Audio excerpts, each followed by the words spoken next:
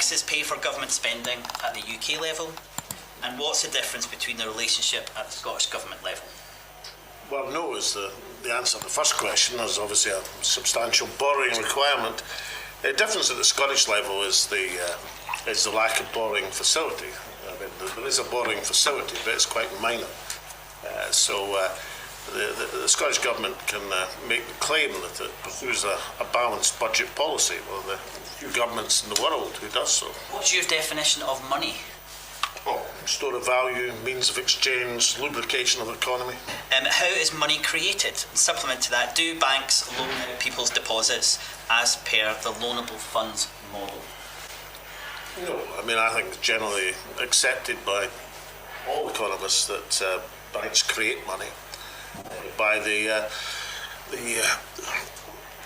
asset ratio by which they lend. So the control of the money supply is on what banks are required to hold as an asset ratio. But banks create money through the process of lending. How is the interest rate or the base rate set in the UK?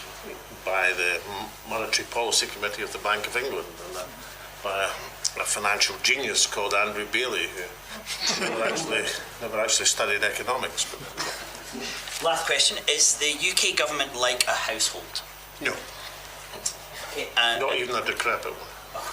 Do you believe governments should balance their books in the short, medium or long term? Well, there's a strong argument that the government should aspire to balance taxation with current spending over the medium term. But obviously you have to allow for capital spending, which has a return on that capital. So current spending over the medium term, but obviously you try to, or should try to, counterbalance economic cycles. Okay. And what about the decisions to spend when the economy needs it, even if it's pushing the government into a deficit for a long period of time? What should be the most important thing? What the economy needs, or what the deficit is set at? Well, the most important thing is to expand the productive capacity of the economy. Do what's necessary to achieve that by monetary or fiscal policy. Settled a few economic debates. We've had quite different answers from some of the economists earlier, actually. Yeah, so but that's, exactly. Economists agreeing and all that. Well, is it, if you can lay all the economists end to end, they'll never reach a conclusion, that's it. Made you decide to study?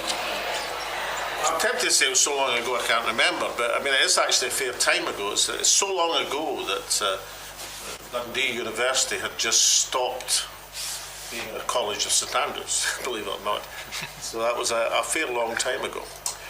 But I didn't, is the short answer. I went to St Andrews University to study modern history, and then I came across Norman Gash, the great Peelite historian, and decided that I would seek refuge in the medieval history department, which I did.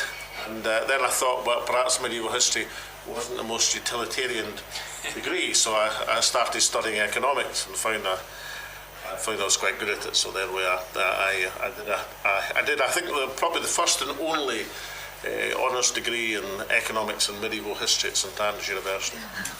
Certainly the only one that included Scottish history, which was bloody difficult to manage, but I managed it. It was easier to get drugs at St Andrews University than it was to study Scottish history.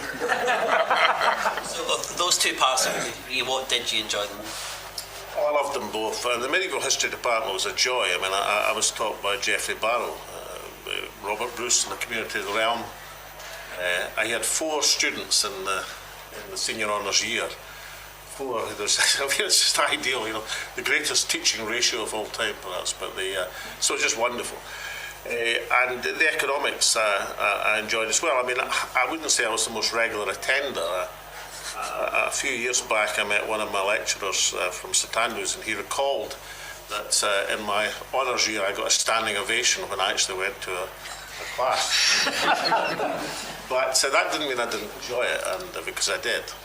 And the type of economics that you were taught, I would imagine at that point it was kind of neoclassical, Keynesian, New Keynesian. How would you define what you? Well, I mean, St Andrews University had a reputation of being a very right-wing economics department, and to some extent, that was true perhaps in the 60s, kind of the resisted Keynesianism. It was too modern, too newfangled for them. It had only been around 30 years or so. But that wasn't true by the 70s. There was a pretty orthodox and varied economic department. I think I remember right, it was Godfrey Robson was the departmental professor. He was an international economist. He was a Ricardian, some of the lead people were straight-line Keynesians. There was a couple of Marxist economists, certainly in the department. Quite a few Schumacher devotees, which was very much in vogue at the time. Small is beautiful, that sort of stuff. So it was a pretty varied economic department. But two great myths, of course, is the Adam Smith Institute, right? There's two essential myths about the Adam Smith Institute. One is it's got anything to do with Adam Smith, which it doesn't.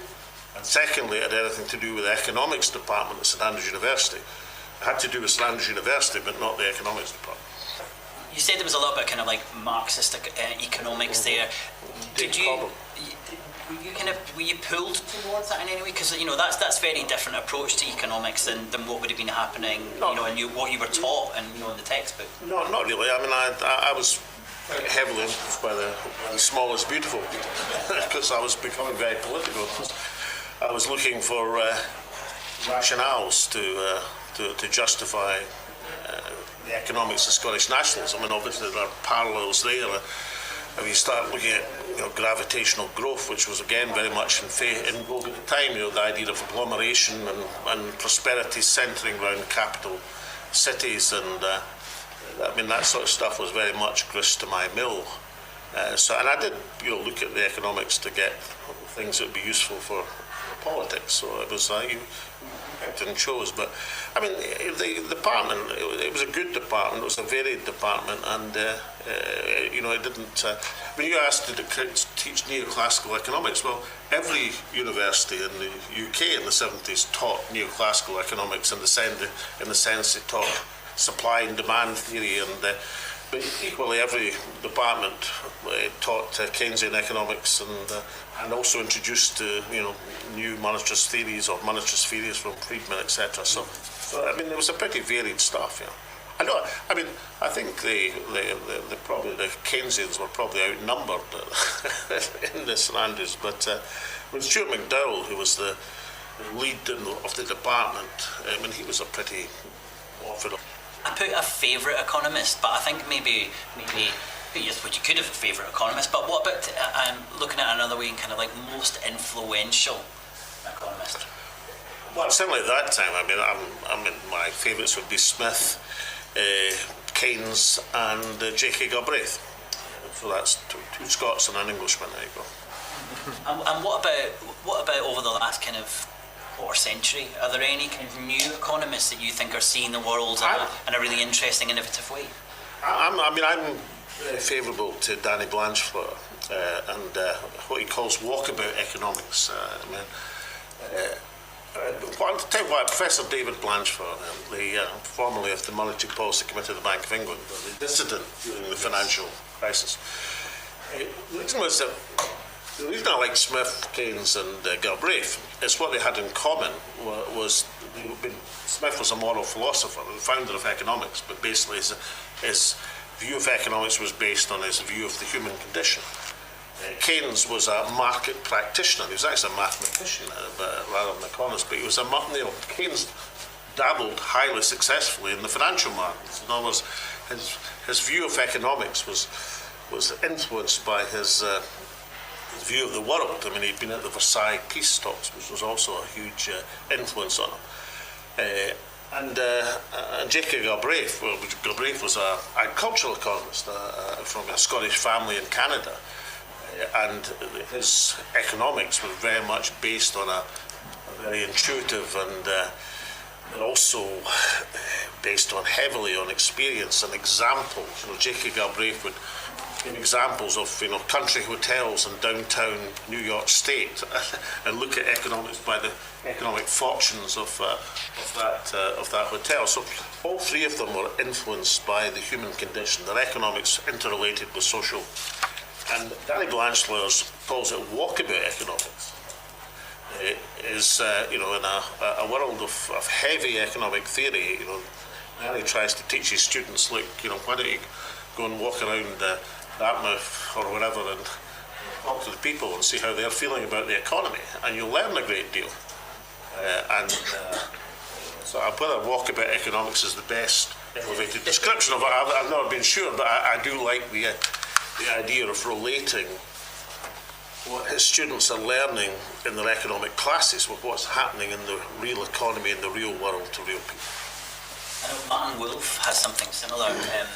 He's an economist for the FT, and he has the skip index, and he judges how well the economy's doing by how many skips there are on his street.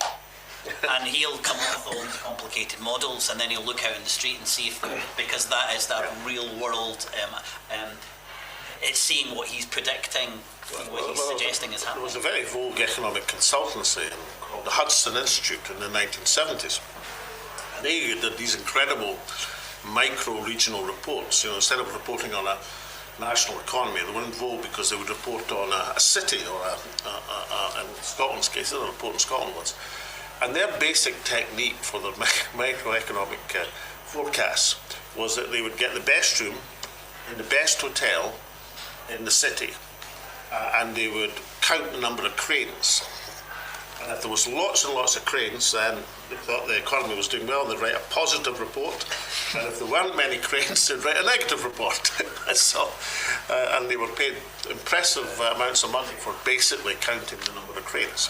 Well, as we discussed earlier in the session that you came in during about macroeconomic models, and we were saying in essence that a lot of these models are basically going to be as useful as looking out the window and seeing how many cranes there are. But that's quite useful. Predicting, yeah. But seriously, it's not stupid. I mean, it may have been a bit of a scam, but it wasn't a stupid scam. This weekend, Alex, is going to feature a lot of new economics, I gather, and we've heard some of it tonight, involving things like the position of the economy in the general ecology. So I'm wondering if, because you're about the same age as I studied economics at the same time, are you lively to new ideas and to complete new ways of thinking about economics, looking at sustainability in particular? I've been for many years now very impressed by what's called resource economics. People like Jeff Hill, William Vogley, people like that, who for the last, since the Second World War, but increasingly in the last couple of decades, have been looking at economics as how it interfaces with social trends and, of course, sustainability. I think that's very applicable to Scotland. In terms of economic management, so how do you relate your economic principles and theory to getting the optimum management of a country? Well, it depends, of course, how many instruments you have at your disposal. If you target certain things, that the productivity in the economy, your access to international trade, now, if you get these right, that's not everything. That's about 90%. And if you can relate your productivity, your comparative advantage, your access to international markets with a sustainable model for the economy, then you're pretty close to 100%. So really, when you come to be a political practitioner with an economic background, if you keep your eyes on these key factors, then you won't go far wrong. I mean, do you know enough about it? I know a fair amount about it, yeah, but it's very attractive because you can take monetary theory to be, if you've got a fiat currency, as long as you can keep the price level under control, you can effectively have what we all want to have. Magic money tree. We've all dreamed about having a magic money tree. At least I have anyway. But so effectively, if you've got a fiat currency, you can do that. Now, what's a fiat currency? Right. This is a Bank of England fiver. Her Majesty the late Queen. On one side, Winston Churchill. On the other side, that's a fiat currency. This is a Bank of Scotland fiver. A picture of Nan Shepherd, Aberdeenshire lass, Quine. On the front, a couple of fish in the back, which is not a fiat currency because every part of that is backed by deposits at the Bank of England. So a fiat currency which is created by government fiat, you have that in modern monetary theory, and you can control the price level, and through quantitative easing or some similar exercise, you can effectively create as much demand and finance as you want. Now, that sounds too good to be true, doesn't it? Well, it is actually too good to be true, because you have to keep control of the supply side of the economy.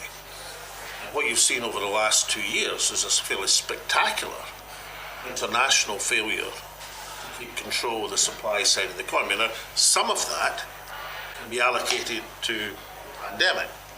Some of that can be allocated to the usual human fascination with war. But some of it is just a comprehensive, ridiculous failure of economic policy. And right now, and I'm almost bemused as to why there's not more debate about this right now. Right now, you've got policymakers creating the same economic and financial conditions as the financial crash of 2008 and 9. I mentioned Andrew Bailey in fairly derogatory terms, rather. I mean, if you let me tell you why. This guy, the non-economist governor of the Bank of England, had through the Monetary Policy Commission sanctioned progressive rates and interest rates, now 4.25%, almost at the level that were prevailing as we went into the economic financial crash, about 5% back in 2008.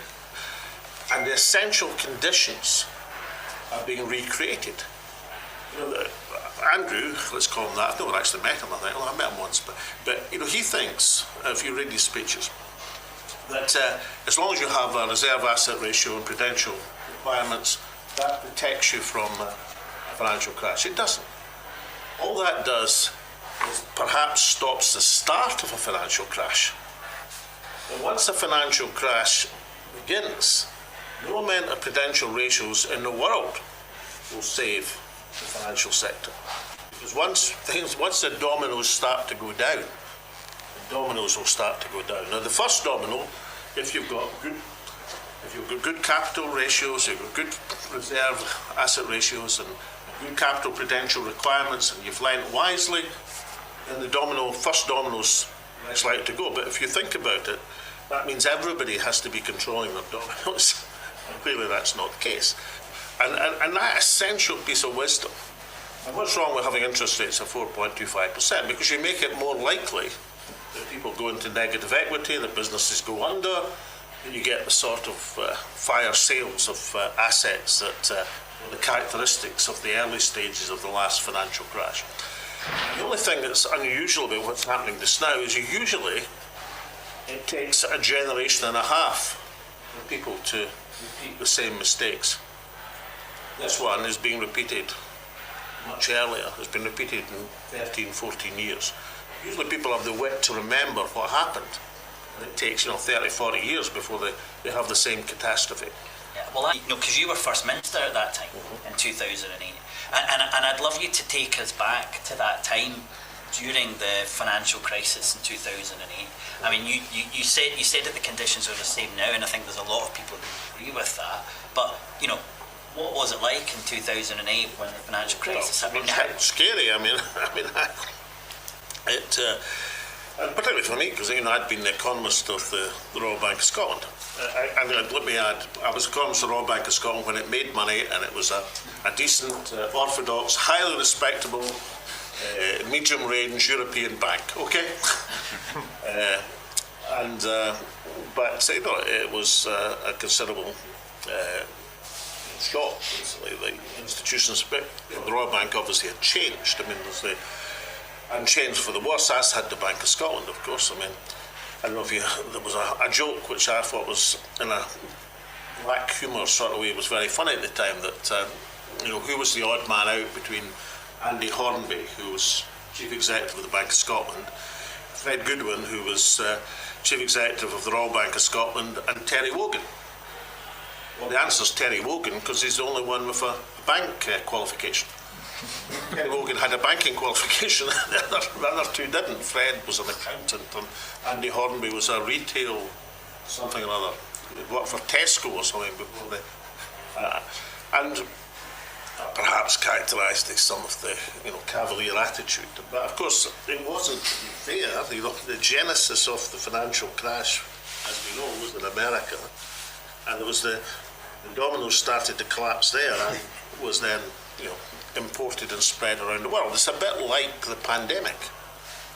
We are in an interrelated, interconnected financial system now, whereas if a virus starts in California, then it won't be long before it's everywhere on the planet. Just as if a virus started in Wuhan in health terms, it won't be long before it's everywhere on the planet. And that is the reality. So, yes, you're right. I mean, we can talk about deregulation, we can talk about a lot of things, but the best regulation in the world won't save you once the dominoes start to collapse. And that's the fundamental mistake that the Monetary Policy Committee of the Bank of England in their socials. Well, of course, there were some countries that did better in 2008 because they had regulation. There's a really good example: Australia, Iceland, which had so little regulation, the UK, which had very little regulation, really struggled. But and largely the Asian markets, because the Asian markets had the Asian financial crisis within. I was going to say living memory, but actually it's within senior executive memory. Yeah. And had changed, and of course there was a mini crisis in Scandinavia in the 1990s, which probably influenced their approach to banking regulation. I'm merely saying that I favour low interest rates, as not perhaps at some of the low levels they've been, but still. That's a solid MMT policy. Yes, of course it is. And I favour them because, generally speaking, in terms of increasing economic productivity and growth, and then a society which favours the borrowers and investors of money is probably more likely to grow faster than one which doesn't. And the problem with high interest rates is that they attack the asset values and hence the secondary property collapse. And where we are heading to is something which is making many households unviable and many businesses unviable, and of course makes in superficial terms and the banks very profitable, because banking margins go up as interest rates go up. As you probably, anybody who's not on a fixed mortgage will know that. It's not just interest rate going up; it's the bank's margin going up. But Churchill, since he was on the back of that banknote, in a moment of clarity once said that she'd beware of a policy that makes finance too proud and industry too poor. And he was right. Remind you of something you said in 2008. You said, because this is funny, and this is probably why you said it, because you've slightly changed what you said now, but you said it wasn't a subprime mortgage problem, it was a subprime minister problem. Speaking about Gordon Brown. Yeah, but he was very much. There was only, when you're a smallish country, and this is a question I want to think about Scotland. Scotland will, if we're independent, will be a small country. The UK and Gordon Brown, there was only so much that the UK government could do to fend off those dominoes. Correct, except Gordon in particular was a true believer in many of the things that caused the problems. But I admit that was a pun on prime. Okay, but Gordon, I think I said it because Gordon had just said that he'd saved the world, if you remember it. And there was questions. He said, and we saved the world. That was after banning boom and bust, wasn't it? That was after banning boom and bust. But actually, so I think that was maybe a riposte to that. But no, let me just state for the record that Gordon Brown was not solely responsible for the international financial crisis. Question from our online audience? Yes, so this is from Susan Dyer, and she asks, in what ways will the climate and ecological emergency force changes in how our economy is managed? I hope by paying more attention to resource economics and the priority of, and Scotland is in a fantastic position to do that, of course, but as to link in with my answer on comparative advantage, because our comparative advantage lies overwhelmingly the climate emergency is a transcendental issue which faces the generation and the planet, but of the countries which emerge from that emergency with a comparative advantage, I'm not saying we've got an advantage if if the world becomes unlivable, and clearly we don't. But in terms of the economics of that, we couldn't be in a better position. We have vast energy resources of clean, green, and now affordable power. I was talking about Winston Churchill in moments of clarity, but Boris Johnson, right? Boris Johnson, who, as we're hearing now, said many things which probably were economical with the actuality. But in his very last press conference as Prime Minister, it's like he just found this out. He suddenly announced that offshore wind was only 1/9 of the cost of the then level of international gas prices. In terms of generation of electricity, it was like a huge revelation that nobody had told him before. He wanted to, in his last very last valedictory press conference, spoiled rather by the fact I think he was in front of a nuclear power station when he was saying it, but we'll leave that to one side. He was making this down. Of course, it was at that point true, and it's still true that the cheapest way to generate big power right now is through offshore wind, which is about £50 a megawatt hour and falling, and will continue to fall because of technical advances, whereas many other forms of generating power are much higher than that and rising. Most of the gains, as were immediately seen from the Industrial Revolution onwards, were through having agglomeration of business, of entities, of countries. So the whatever people were saying in St Andrews University and elsewhere, and thinking that guy knows what he's talking about. The driving tendency of the world economy was, for as many mergers, as many acquisitions, as many economies of scale as was seen as you possibly could. And of course, it's a simple equation that environmental costs weren't priced into, external to the companies who were doing it. So that's why, everybody can talk about what they like, but if the way to make a buck, a Bismarck, or a yen in these days was to have a merger and whatever, then they'd do that. Yeah, so our question is really the effectiveness of messaging, and how, when you really have an important insight, it can be communicated. And we're sort of deja vu sense 50 years later, and I know that's where you're coming back to. This will be valuable later on. So I was just... I used to lecture economics in the bank to the people doing the bank exams, and one of my favourite things about the Scottish economy, and not my favourite thing about the Scottish economy, but rather say a bit comment on the Scottish economy, was that by definition a Scottish business could not be successful. Why? Because if a Scottish business was a failure, in comparative terms in an industry, it would be taken over. And if a Scottish business was a success in a comparative industry, it would also be taken over. So the only businesses which could survive were those who were neither failing or being successful, something bumping along the middle that nobody noticed them. And effectively, if you look at what has happened to...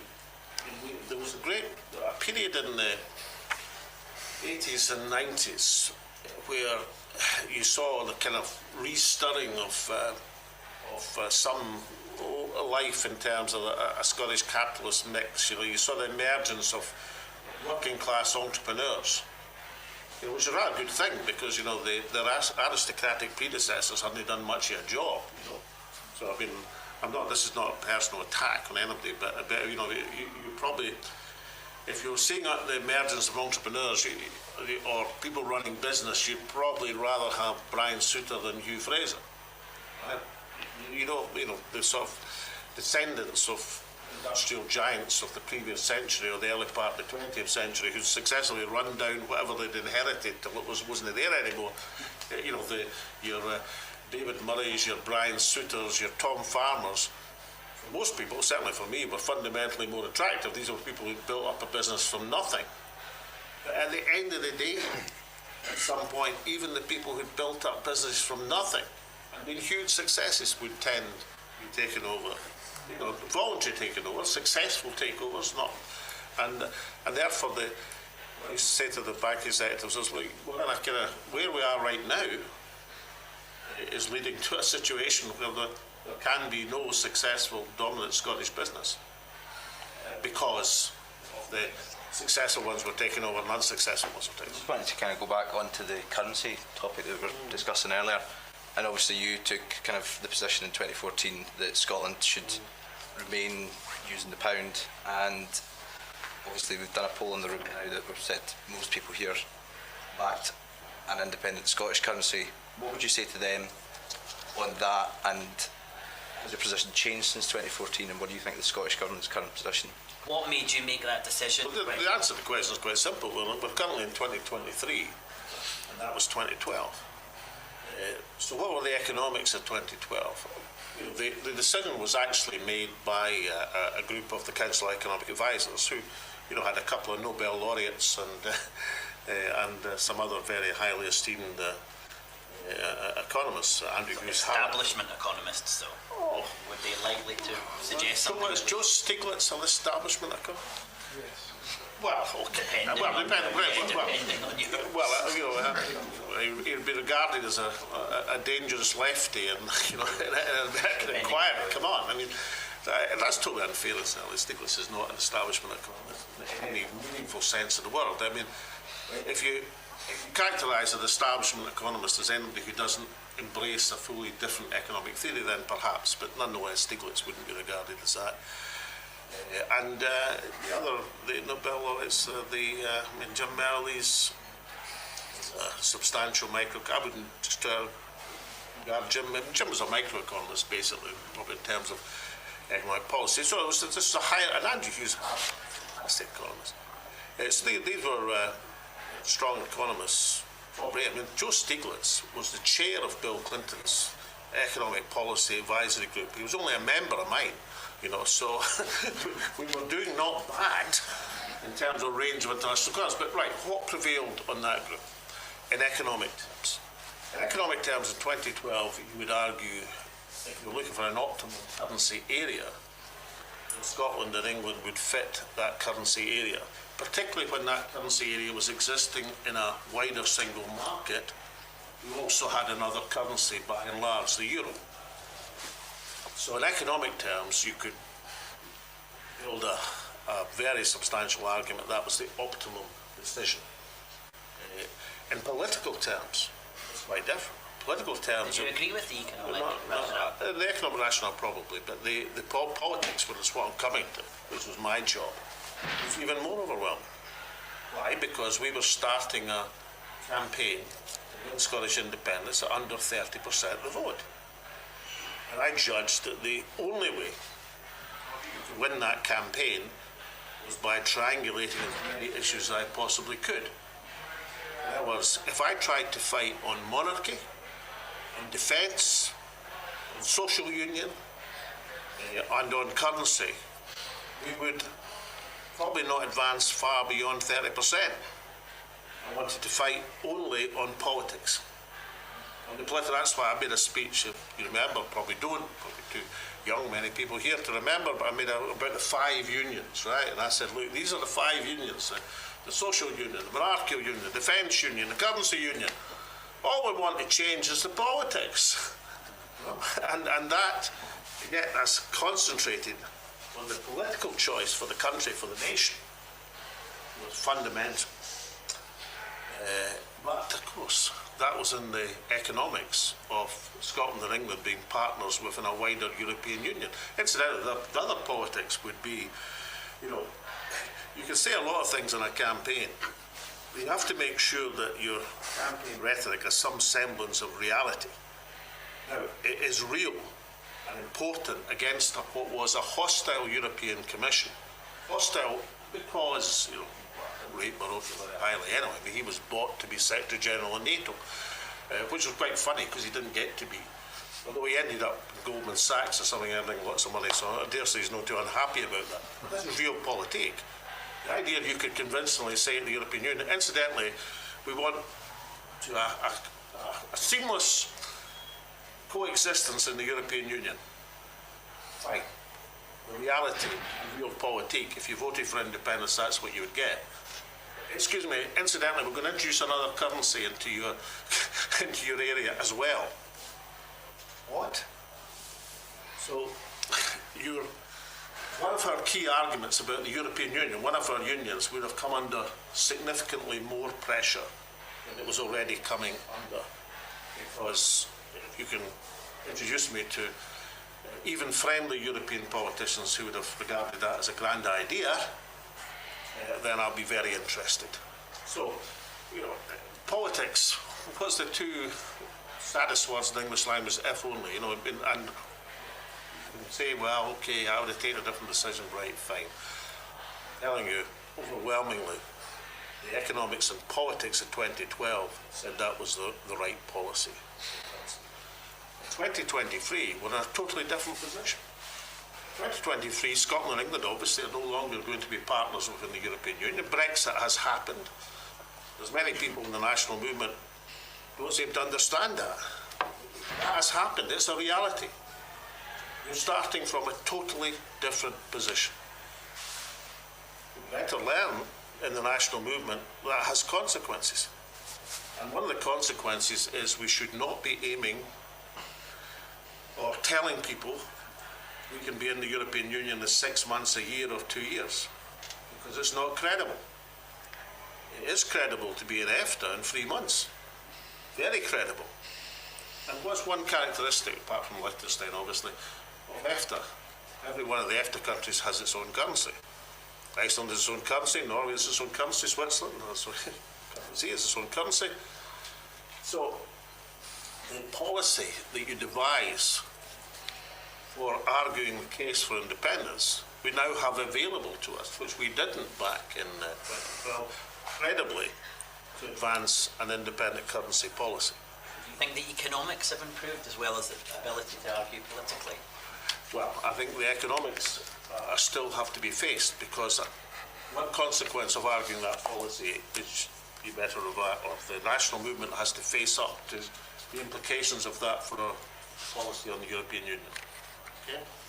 And the second thing you have to face is the implications of that for how you negotiate a settlement. In 2012, referendum, I want to say share of assets, i.e. share of sterling, share of liabilities. Isn't that fair? That's no longer a policy we want to put forward. Why? Because we're not going to get the assets, the sterling, the reserves.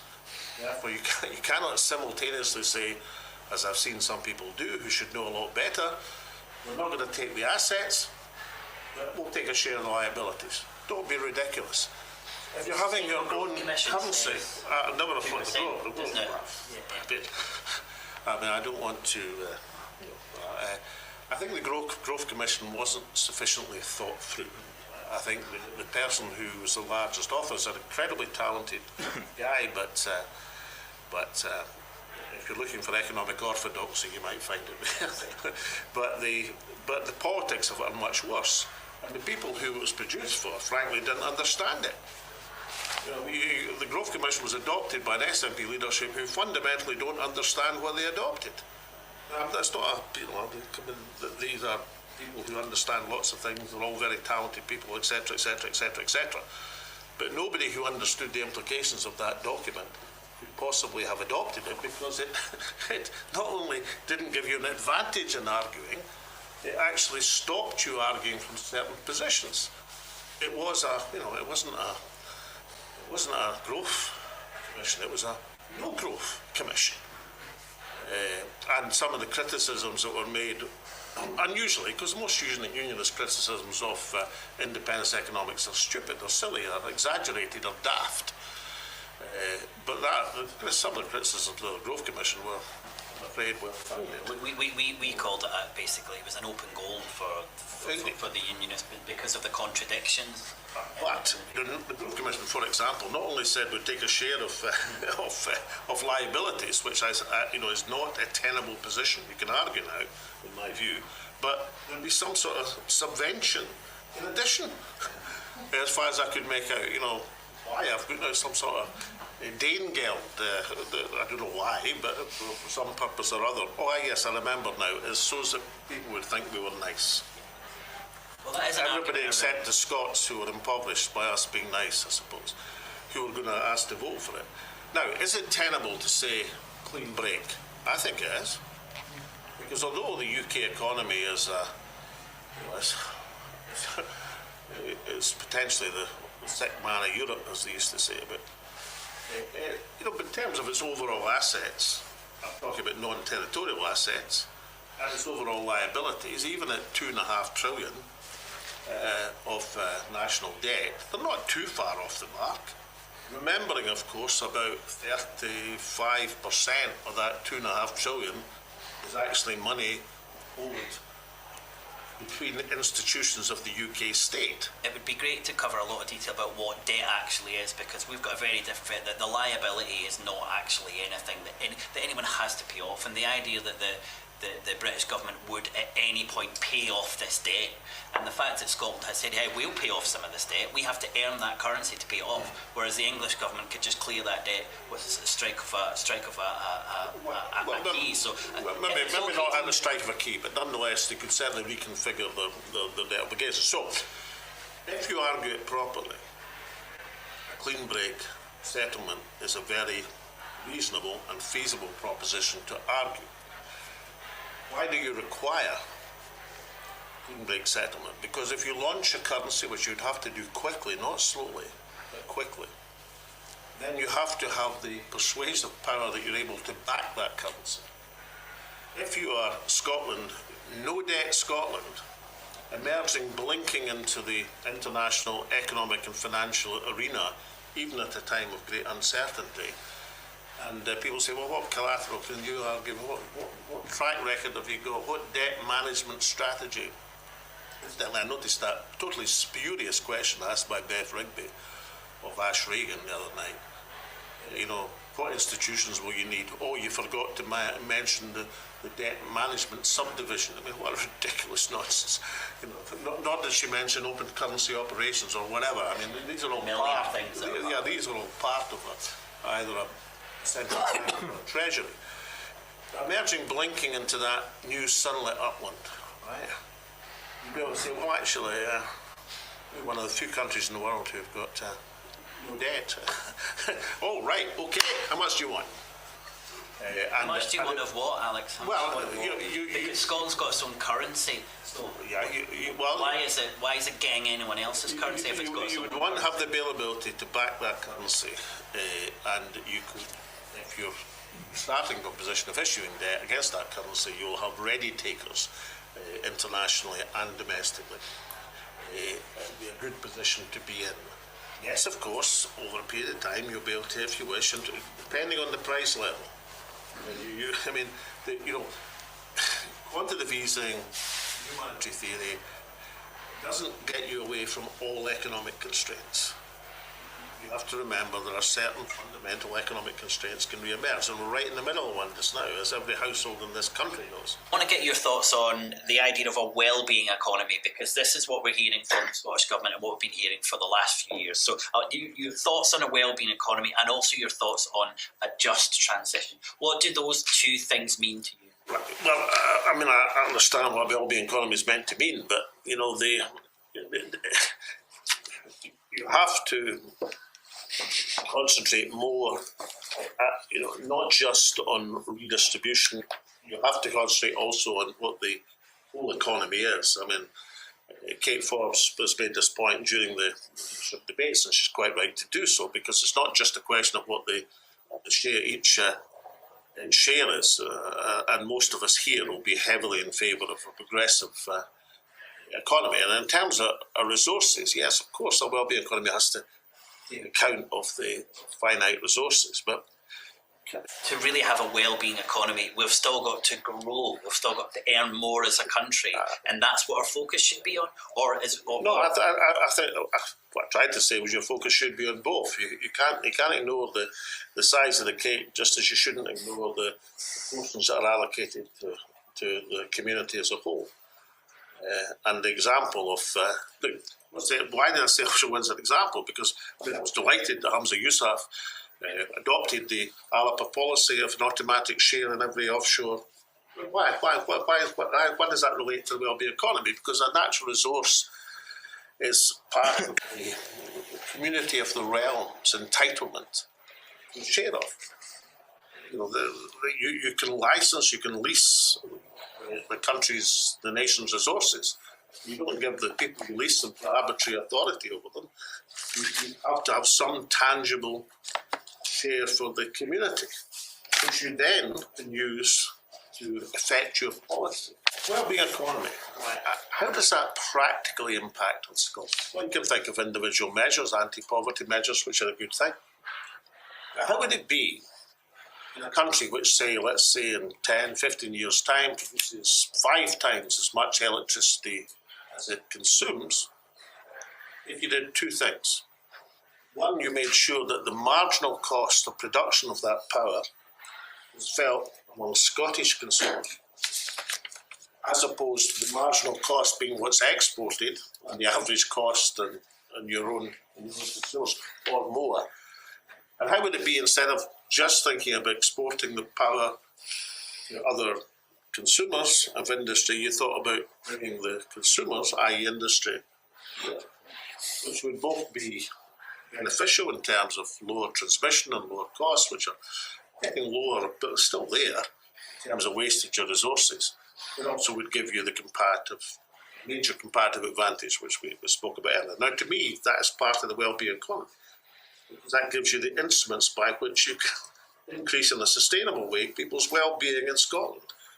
And it is probably more important than any other single policy measure because of the scale and size of that instrument compared to the scale and size of the Scottish population and the Scottish economy. Just transition, what does that mean? Well, just transition has to mean more than saying, well, you know, we think renewable energy is going to be really important. There's going to be some jobs there. But just transition, let's take some practical example.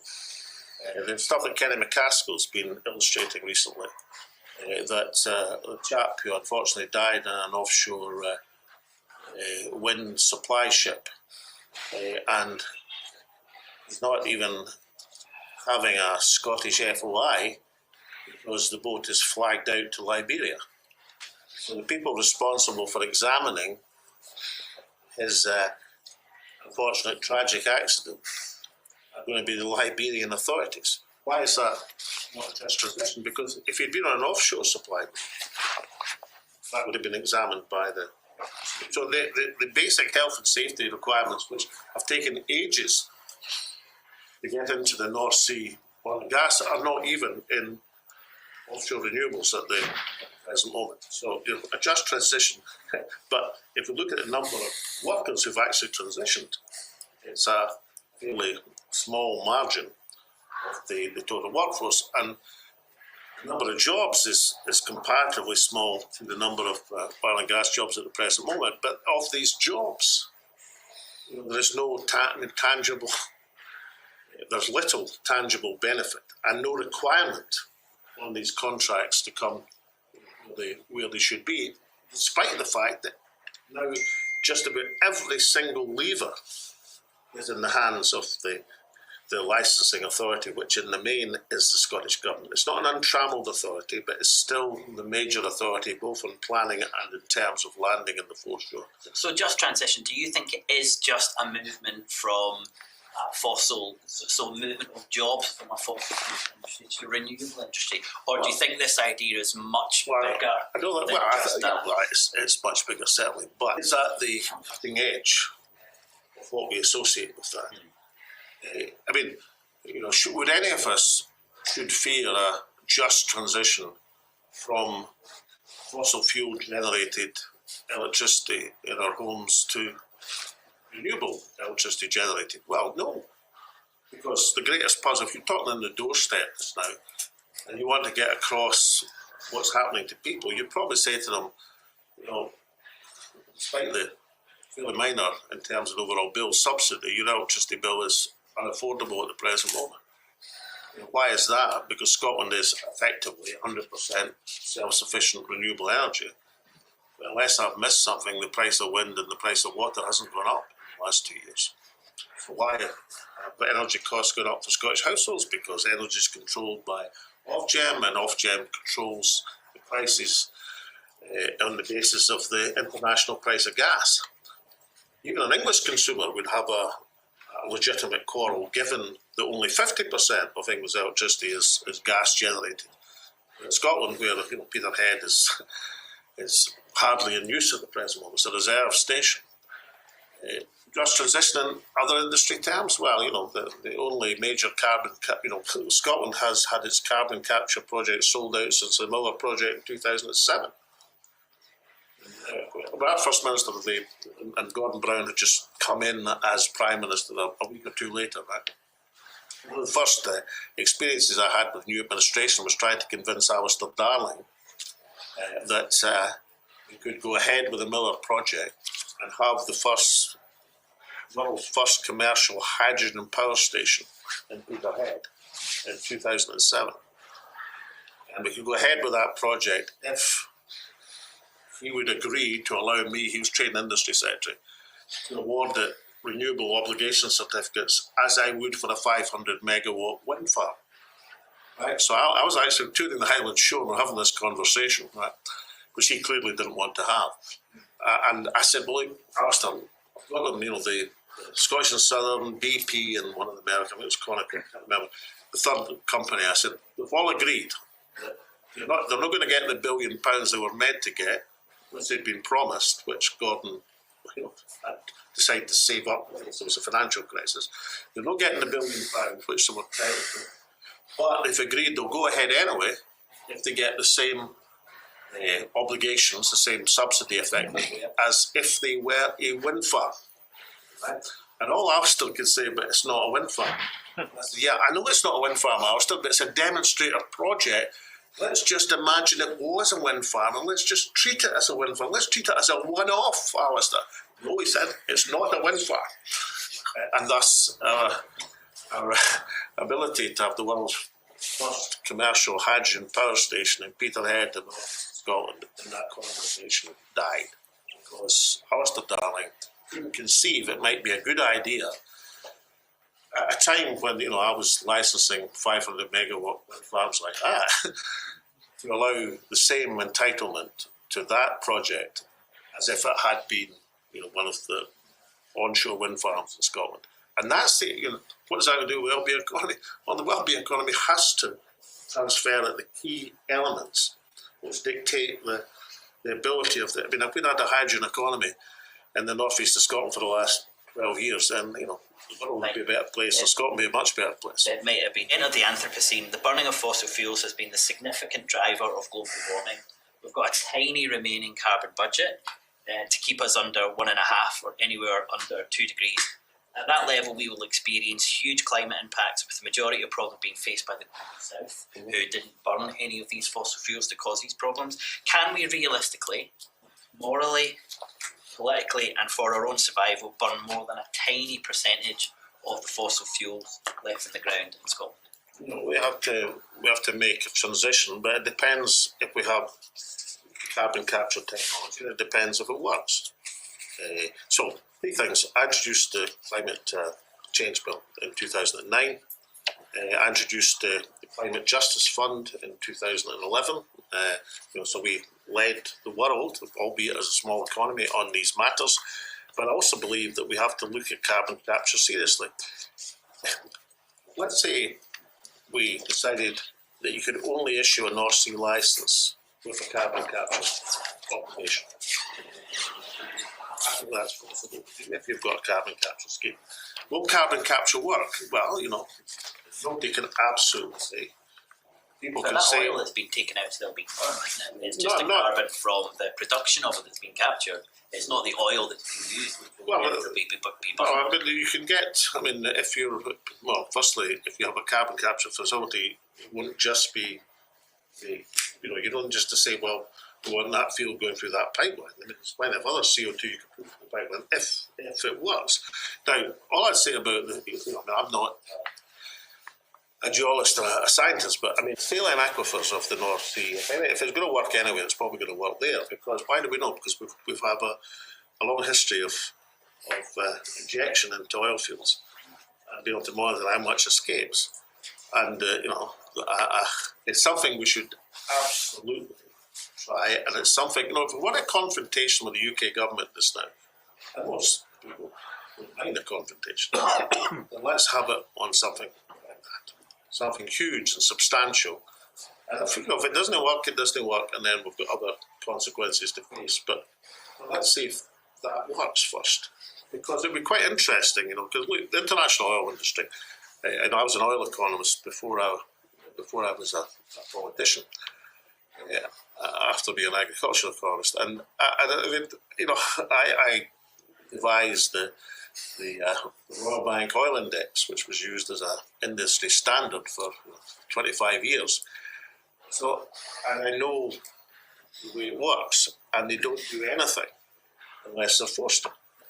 And they will maximise their profit with every advantage they've got. They'll tell fibs about the reserves, which is why, of course, the Norwegian genius in managing their oil industry as a small country was, of course, to have a stake in every field. Because you can't lie to your field partners. You can lie to the government. You can lie to your rivals. You can't lie to your field partners. But the oil industry knew in the 70s that they were causing. If we want, we're sitting here saying for 40, 50 the oil industry is dreadful people. They've done dreadful things. I mean, you can actually do a substantial argument that BP, as a company, are inherently responsible for much of the instability in the world. Why? Because if you believe that Iran is a source of great difficulty in this planet, then the promotion, financing, canvassing of the Iranian coup of 1953, the toppling of a social democratic by the British government and principally the CIA, by BP and its American partners, because the government in Iran had the temerity to want to take their oil industry in public ownership, and the consequences that flowed from that, the arrival of the Shah, the repression, the Iranian Revolution, the various wars, and the rest of it. You could certainly look, I've got no compulsion for allocating substantial responsibility to the international oil and gas industry. I'm merely saying, if you want from a point of policy to benefit Scottish industry and Scottish people, then what you do is you put a stipulation. And instead of just saying, we're not going to have any, say every single licence has to be allocated on a carbon capture obligation. And then you won't have any problem with investment in Acorn or anything else, because they'll all have to do it.